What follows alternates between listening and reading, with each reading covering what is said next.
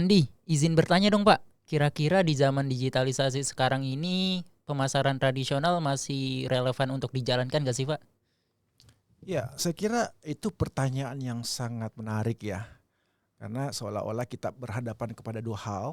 Yang pertama adalah pemasaran digital dan yang kedua adalah pemasaran tradisional. Sehingga seolah-olah tradisional itu sesuatu yang lama yang harus kita tinggalkan.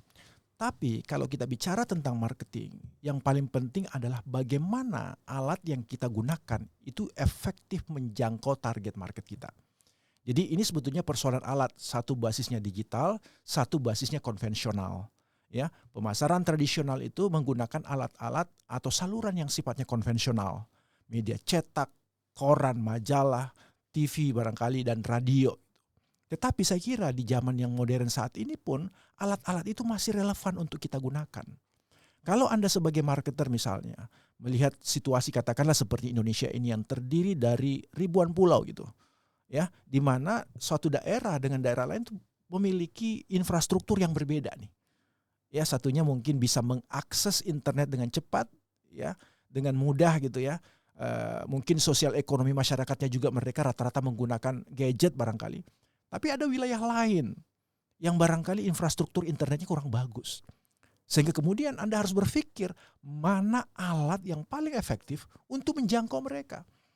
Dan barangkali pilihannya kepada media cetak.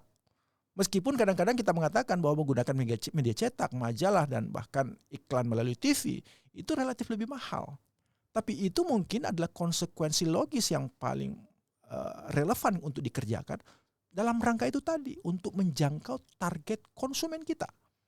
Agar pesan-pesan yang disampaikan itu efektif. Karena apa gunanya Anda menggunakan alat yang canggih, basisnya digital, tapi kemudian tidak relevan, tidak bisa menjangkau target konsumen yang Anda tuju gitu. Jadi intinya adalah bukan persoalan old style atau enggak, tetapi bagaimana sebagai seorang marketer Anda bisa menjangkau target konsumen Anda. Ya, Anda bisa menyampaikan pesan-pesan, ya, iklan, pesan-pesan niaga, pesan-pesan tentang produk, tentang merek kepada target konsumen Anda. Jadi sekali lagi ini bukan persoalan satunya positif, satunya negatif, satunya kurang, satunya menguntungkan, tetapi persoalan bagaimana alat yang digunakan itu bisa efektif.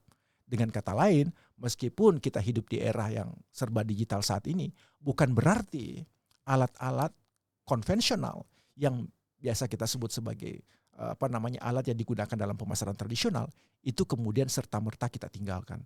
Tetapi sebagai seorang marketer, Anda harus bisa melakukan kombinasi-kombinasi secara kreatif. Dan saya kira itu sangat penting di era saat ini. Saya kira itu. Makasih.